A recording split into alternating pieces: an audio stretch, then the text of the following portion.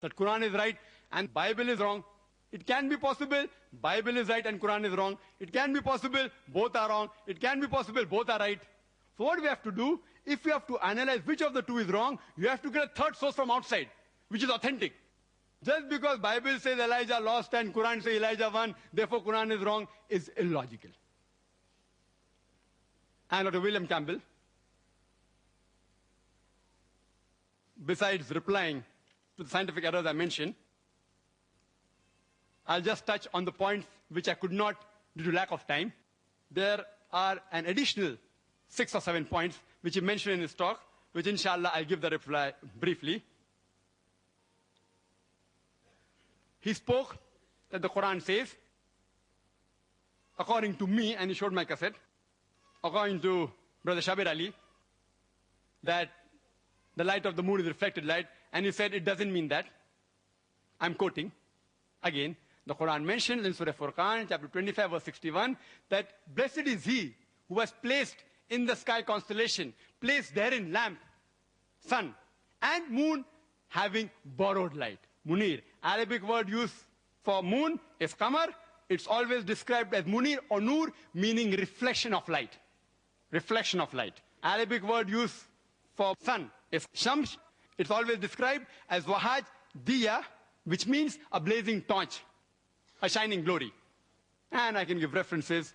Surah Nuh, chapter number 71, verse 15 and 16. Surah Yunus, chapter number 10, verse number 5, and so on. And he said that if it means a reflection of light, and he quoted the Quran, Surah Nur, chapter number 24, verse number 35 and 36, that Allah subhanahu wa ta'ala is Nur samawati wal ard, is the light of the heaven and the earth. Read the complete verse and analyze what does it say. It says Allah is the light, Nur. It says Allah is the light of the heaven and the earth. It is a similitude like a niche, and within the niche there is lamp. The lamp word is there. So Allah subhanahu wa ta'ala has got light of its own and even reflected light, like you see a halogen lamp, which I hear. The lamp inside is like a siraj, but the reflector is like moon.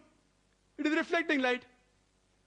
The lamp, the tube is having a light of its own, but the reflector of the halogen lamp is reflecting light. So both two in one. So Allah subhanahu wa ta'ala, alhamdulillah, besides having light of its own, as the Quranic verse says, in the niche there is a lamp. And that lamp light of Allah subhanahu wa ta'ala is its own light. And Allah reflects His own light. Dr. William Campbell says that the Quran says that Quran is nur, is reflecting light. Of course, the Quran is reflecting the light and the guidance of Allah subhanahu wa ta'ala. Regarding Prophet Muhammad sallallahu alaihi wasallam being siraj, yes, he is. The hadith of the beloved Prophet is giving guidance to us. So Muhammad sallallahu alaihi wasallam is also nur, he's also siraj, alhamdulillah. He has his own knowledge also, alhamdulillah. He has the guidance from Allah subhanahu wa ta'ala, alhamdulillah. So if you use this word nur as reflected light and munir as reflected light, yet alhamdulillah, you can prove it scientifically that the light of the moon is not its own light, but it is the reflected light. The other points that William Campbell raised was regarding Surah Kahf, chapter number 18, verse number 86, that Zulkarnain sees the sun setting in murky water, in turbid water. Imagine sun setting in murky water, unscientific. The Arabic word used here is, it is wajada, meaning it appeared to Zulkarnain. And Dr. William Campbell knows Arabic. So wajada means, if you look up in the dictionary also, it means it appeared.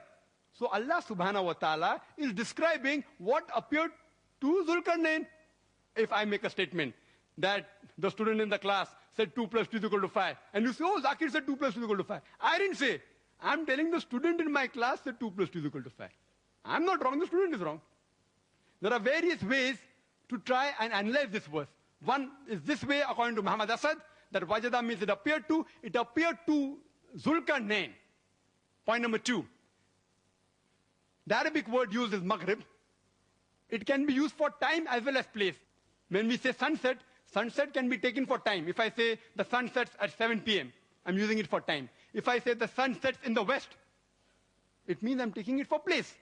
So here, if you use the word maghrib for time, so Zulkarnain not reached that place of sunset use it at time. He reached at the time of sunset. The problem is solved. Furthermore, you can solve it in various ways. Even if Dr. William Campbell says, no, the basic assumption is too much. It is not appeared to, it is actually this. Let's analyze it further. The Quranic verse says, the sun set in murky water. Now we know, when we use these words, like sunrise and sunset, does the sun rise? Scientifically, sun does not rise. Neither does the sun set. We know scientifically the sun does not set at all. It is the rotation of the earth which gives rise to sunrise and sunset. But yet, you read in the everyday papers mentioning sunrise at 6 a.m., sunset at 7 p.m. Oh, the newspapers are wrong, unscientific.